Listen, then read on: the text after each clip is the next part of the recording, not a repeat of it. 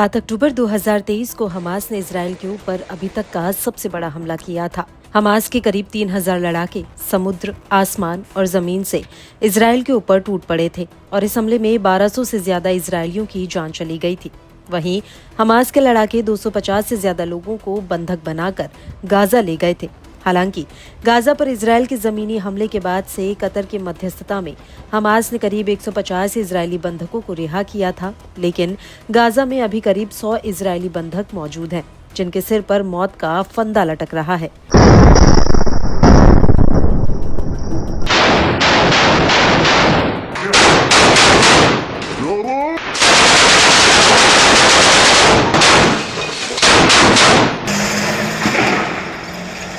और बंधकों की रिहाई को लेकर पीएम नेतन्याहू लगातार अपने घर में ही घिरते जा रहे हैं।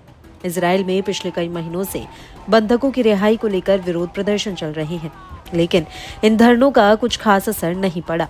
अब ऐसा लग रहा है कि ये मामला नेतन्याहू के लिए बड़ी मुसीबत बन सकता है,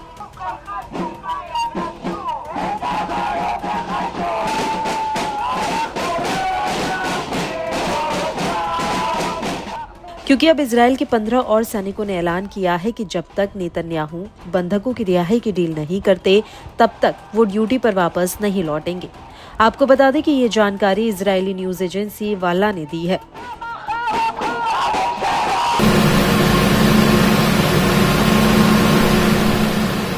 न्यूज एजेंसी के मुताबिक सरकार पर दबाव डालने के लिए आईडीएफ के कुछ सैनिकों ने एक मुहिम शुरू की है, जिस पर पहले 138 सैनिकों ने अपने हस्ताक्षर किए थे और अब इस लिस्ट में इन 15 जवानों का नाम और जुड़ गया है।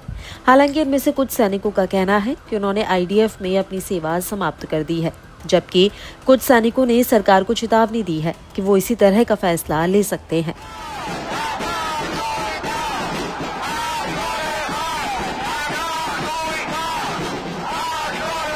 आपको बता दें कि अपनी चिट्ठी में पीएम नेतन्याहू रक्षा मंत्री योव गैलेंट और आईडीएफ चीफ हर्जी हलेवी को संबोधित करते हुए इन सैनिकों ने लिखा कि हम रिजर्विस्ट और सक्रिय ड्यूटी सैनिक, अधिकारी और सैनिक यहाँ ऐलान करते हैं कि हम इस तरह सेवा जारी नहीं रख सकते।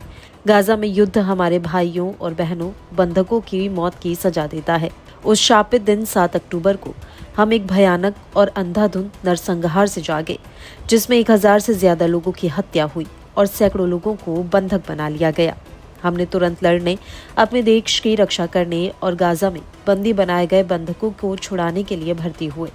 आज ये स्पष्ट है कि गाजा में युद्ध जारी रहने से न केवल बंधकों की कैद से वापसी में देरी हो रही है, बल्कि उनके जीवन को भी खतरा है। कई बंधक आईडीएफ की बमबारी से मारे गए, जो कि उन्हें बचाने के लिए सैन्य अभियानों में बचाए गए लोगों से कहीं ज्यादा थे।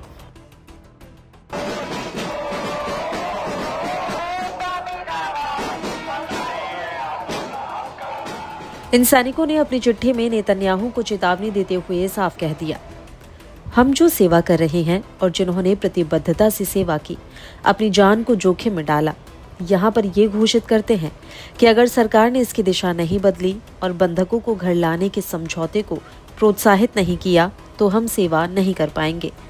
हम में से कुछ के लिए ये पहले से ही लाल रेखा पार कर चुका है, अन्यों के लिए यह इस रेखा पर पहुंच रहा है और वो दिन करीब है जब हम टूटे दिल से अपनी ड्यूटी पर हाजिर नहीं होंगे।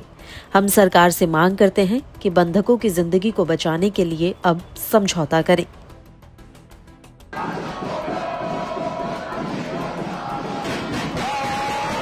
आपको बता दें कि नेतन्याहू को चिट्ठी लिखने वाले कई ऐसे सैनिक हैं जिन्होंने दबे पांव ये बात कही है कि इस कदम को लेकर उन्हें सजा मिल सकती है, या तो उनकी तनख्वाह में कटौती होगी या फिर उनकी नौकरी पर बात आ सकती है।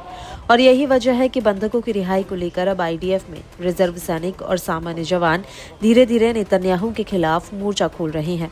वहीं दूसरी तरफ हाल ही में अमेरिकी विदेश मंत्री एंटनी ब्लिंकन भी नेतन्याहू से मिलने आए थे और अपनी इस मीटिंग में उन्होंने बंधकों की रिहाई की डील करने पर जोर दिया था।